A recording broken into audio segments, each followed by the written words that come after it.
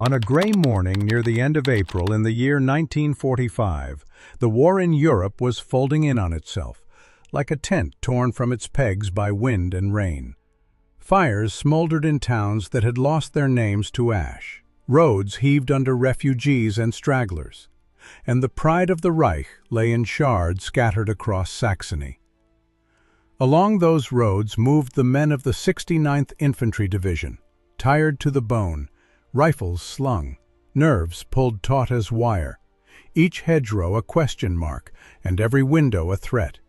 They had learned to walk past wrecked wagons, broken bridges, and churches that kept their bells silent, as if sound itself could wound the living. And they had learned the sour smell that rode the spring air when death outnumbered blossoms. Nothing in that training prepared them for what waited beyond a low rise outside Leipzig. The city crouched ahead like a beast catching its breath. Behind rusting wire and watchtowers that leaned like drunks stood a fenced compound, the kind their minds now filled in automatically. Guards, barracks, hunger, the arithmetic of cruelty. The sentry posts were empty. The barracks sagged against one another as if they had grown tired of standing, and the wind carried a rank sweetness that did not belong to any spring field. The lieutenant raised a hand, and the talking stopped.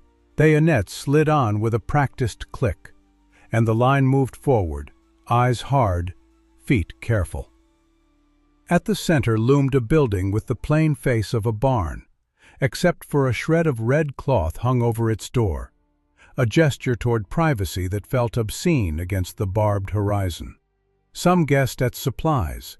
Others muttered gallows humor, the kind that keeps a man from shivering until the shiver is safe, and a private swore he would turn vegetarian if the place held another slaughterhouse. The door stuck and then gave, and the air that met them carried the sickly perfume of powder and smoke that had grown old in close rooms, the smell of secrets left too long unburied. Narrow beds lined the walls. Thin mattresses caved in the middle. Curtains on strings cut into squares of pretend privacy that fooled no one.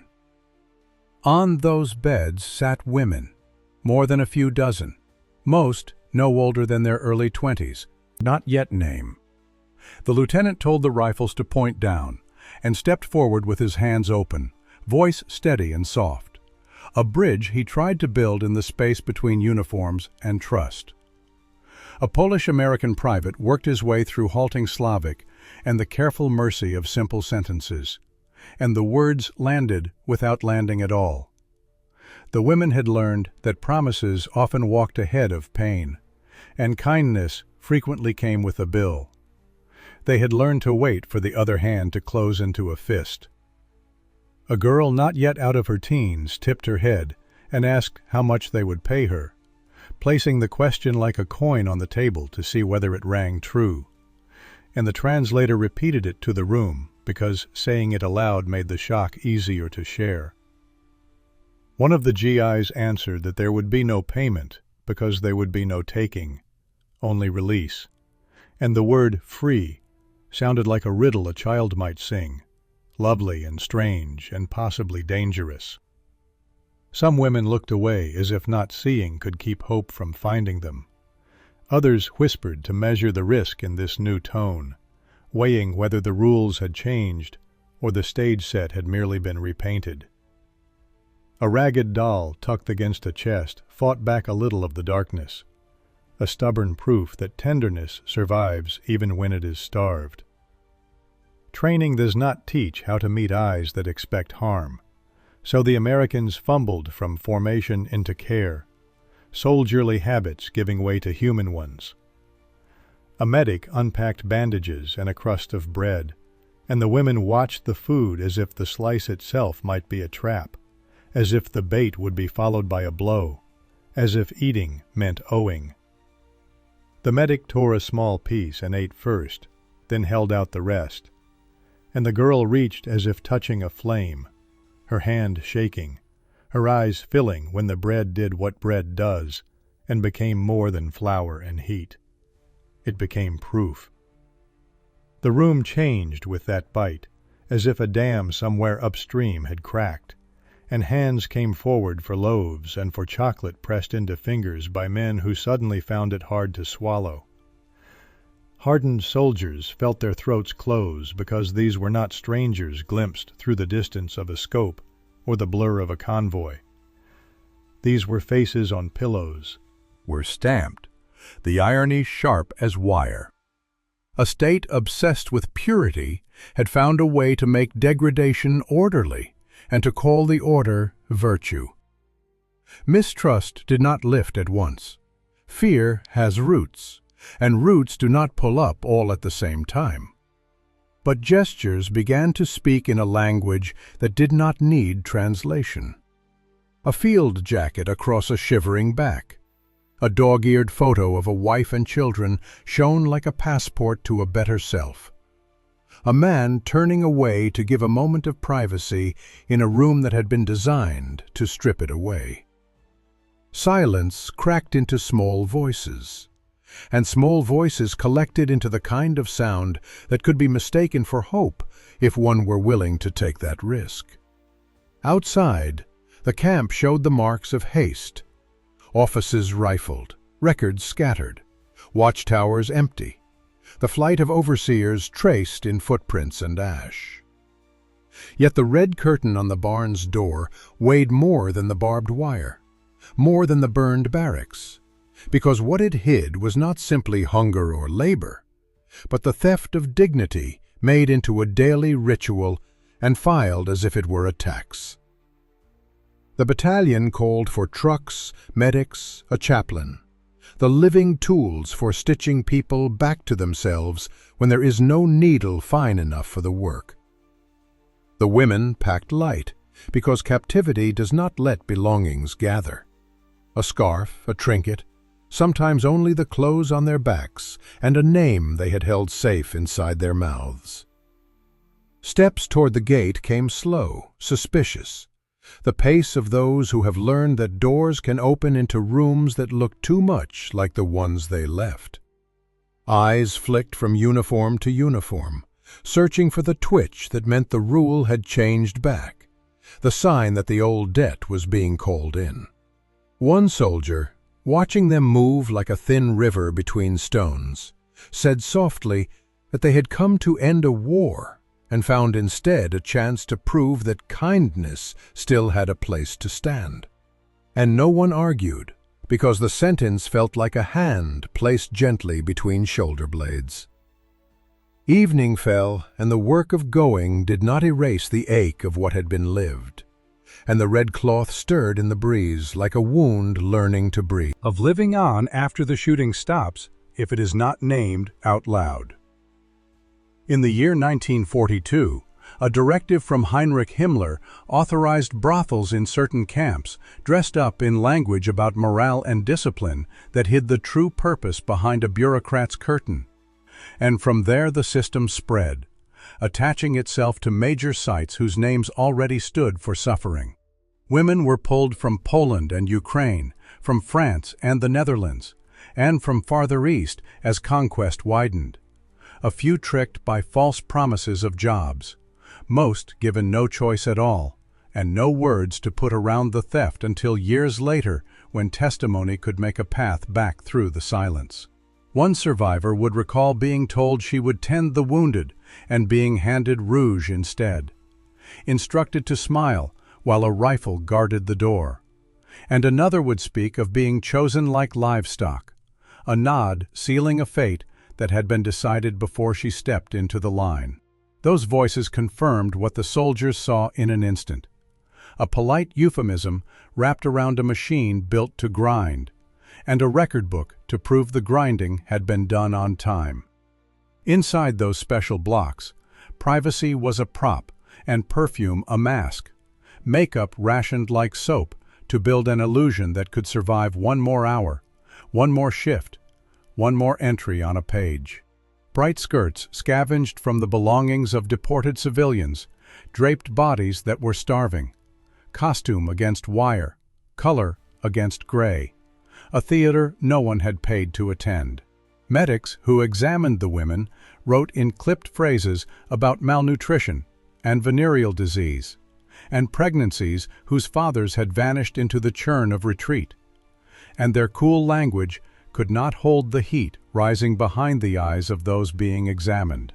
The women had lived in a divided self, forced to perform intimacy and stripped of identity, ordered to laugh and punished for refusing the script, and the silence after each performance fell like a weight they had to lift again at the next knock on the door. And yet, the shock that kept surfacing was not only what had been done to them, but the disbelief that the Americans did not repeat it, that bread could be bread and not bait, that a blanket could be warmth and not a contract. A French woman would later say system, and for a while the lie worked on paper if not on the heart. Curtains pretended to be walls, cheap perfume tried to defeat the stink of illness, and lipstick was issued like rations to keep the illusion of choice alive for one more shift. Bright skirts and blouses, scavenged from seized belongings, turned starving bodies into props, color pasted over gray wire and gray faces. The effect, as the medics later wrote in dry lines, was a room that looked almost ordinary from the doorway until a closer look made the stomach drop. The examinations told the rest in a language of bruises and bone. Nearly everyone showed signs of hunger that had lasted too long. Many carried infections passed along in rooms where refusal was punished, and more than a few were pregnant, the fathers already dust on the road behind the retreat. The reports, made to be read by officers, kept to clean words, but the women could not keep their hands from shaking as they were touched for reasons that did not end in harm, and that mismatch made tears come even when they tried to hold them back. Mistrust had become a reflex, like ducking from a sudden sound, and it took hours, then days, for that reflex to weaken. What shocked many of the survivors most was not the rescue itself, but the refusal to make a claim on them afterward. They had expected the same bargain under a new flag, the same debt in different uniforms, and when it did not come, laughter sometimes burst out at the wrong moment, a nervous laugh that dissolved into disbelief. A Frenchwoman later remembered being called Madame by a young soldier and thinking it was a cruel joke, until his face made it clear he meant respect exactly as he said it. That small correction, a name said gently instead of a number barked, shifted the room more surely than the rifles pointing at the floor. For the Americans, another kind of shock set in, the cold kind that arrives when order and evil clasp hands in neat columns. Time slots were posted like train schedules, rosters turned women into entries, and neat stamps proved that everything had been done exactly on time. Men who had learned to live with chaos found calculation harder to bear, because calculation survives peace unless it is dragged those forced into brothels inside the camp system. Paperwork stumbled where pain had learned to walk, and even well-meaning officials searched for language that would not wound again.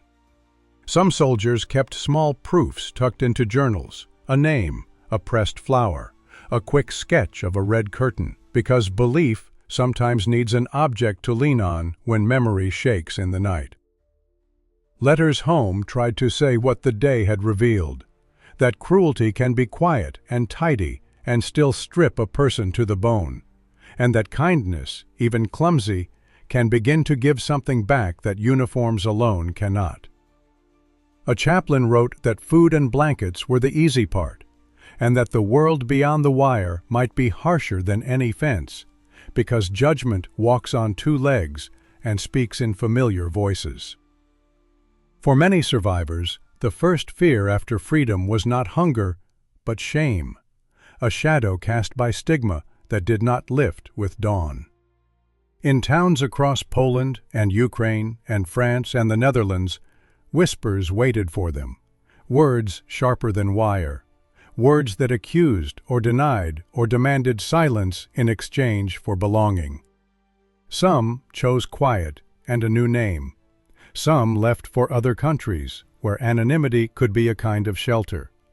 And a few, decades later, spoke into microphones that trembled in their hands. Historians pieced the fragments together slowly, from ledgers and directives, from rosters and testimonies, and from studies that traced the policy back to a directive in the year 1942 and forward to the last months of the war. Research described brothels established at a number of major camps and estimated that several hundred to several thousand women were forced into this system across occupied Europe, with the first site at Mauthausen and the largest in Auschwitz, according to one widely cited study. The wider context noted that the German military maintained hundreds of brothels for soldiers, while the camp brothels formed a distinct, regimented practice within the concentration camp network itself. Museums and memorials later displayed fragments of this story, photographs from camp record offices, a makeup compact, a ledger with stamped entries, and at times a salvaged piece of dyed fabric that once hung in a doorway. Firefight, not because they were louder, but because they were intimate, and intimacy turned against a person leaves a mark that uniforms cannot shield. A few found words for it only near the end of their lives, telling grandchildren not about medals, but about a square of chocolate shared and a shawl set down without being told to. The legacy of those brothels is a mirror that refuses to flatter, showing how violence can be normalized by routine and paper, and how dignity can be restored only by acts that are small, steady, and freely given. The women who endured were not footnotes, but teachers, proving that survival can outlast a system designed to number and erase, even when recognition arrives late. Their disbelief at kindness, their caution with the word freedom, and their slow return to ordinary gestures remain among the most haunting and human truths carried out of that spring. The first night after the wire felt strange, not because it was safe, but because it was quiet in a new way. A quiet that did not wait for boots in the corridor or a knock that meant orders. Field hospitals set up rows of cots, and relief workers moved like careful ghosts, carrying blankets, thermometers, and soft questions that did not demand answers. The women lay still with their eyes open, listening for a rhythm of threat that did not come, learning breath by breath how to share a room with sleep again. Within days, the trucks rolled toward displaced persons camps, those temporary cities where the unmoored tried to become people with addresses once more. The signs said administration, and clinic, and registration, and under each sign stood someone trained to help. Yet even good intentions scraped against trauma like bark against skin. The agencies spoke a language of categories, citizenship, affiliation, repatriation, while the women carried stories that would not sit quietly in any box on a form. Under the tents and inside the requisitioned barracks, the work of repair took 1,000 small shapes. A nurse taught a simple song to a handful of women as they washed their hair, and the sound of voices weaving together felt like a bridge back to ordinary time, even if the melody broke and mended in the same breath. A social worker set up a table with paper and pencils and asked for names, not numbers, and the act of clinic posted hours that were kept. Some who had strength volunteered as interpreters, standing between languages like ferrymen, carrying meaning from shore to shore without spilling it. Others took turns in sewing rooms, mending clothing that had already lived through too much, turning uniforms into dresses, turning blankets into coats, turning scarcity into a kind of craft. A chaplain organized a small service without sermons, mostly silence and a candle, and those who came did not pray for victory or revenge, only for sleep, for a word that would feel like home when their own villages could not. The past kept arriving uninvited.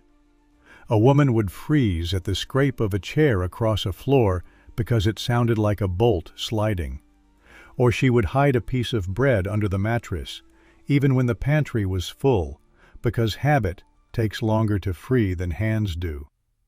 A well-meaning doctor would reach too quickly, and the room would narrow, breaths would shorten, and only after a long minute would the present return to its proper size.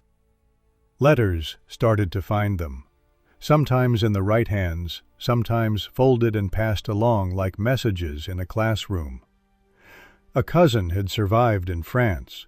A neighbor in the Netherlands had a spare bed. An old friend in Ukraine had married and moved and could not be found. And each note tugged at the question that had sat at the gate since the first day. Where does a person go when the map of belonging has been burned? For some, the answer was return. For others, departure. And for many, the answer was patience. A season or two in a camp that tried to be a town, and sometimes fooled even the skeptical for an afternoon. Historians would later draw this era in neat lines, with arrows from liberation to registration to resettlement. But the real path wandered and sometimes doubled back. The record shows directives dated in the year 1942 that built a system of brothels inside major camps. And it shows, in the same archive, the late spring of liberation when those rooms were opened and the ledgers lost their power. It shows numbers that speak softly, several hundred here, a few thousand there. But the women's absence from many pages is louder still, a silence formed by fear. Peace, saying a name in full voice and believing that the word free could belong to them without conditions. Museums would later take custody of what could be carried forward, a ledger stamped in tidy ink, a compact with powder the color of a staged blush, a scrap of red fabric that had once pretended to be privacy. Curators learned to display them without spectacle, to let the ordinary object indict the extraordinary system that bent it to its purpose. And visitors learned to stand still long enough to feel the weight of a small thing properly. The exhibits said less than they knew, because respect often speaks softly. But the message reached the patient. Routine can be a weapon, and dignity can be rebuilt in the same units of time that once tore it down. In the end, the measure of that spring was not the number of miles advanced or the hours tallied in reports, but the human scale of repair attempted in rooms with open doors. A soldier turned his back so a woman could weep without being watched. A nurse warmed water for a wash and waited outside until called. A clerk wrote down a birth name and asked how it was pronounced, and then said it correctly. These were small acts, and small acts are exactly the right size for restoring a person to herself.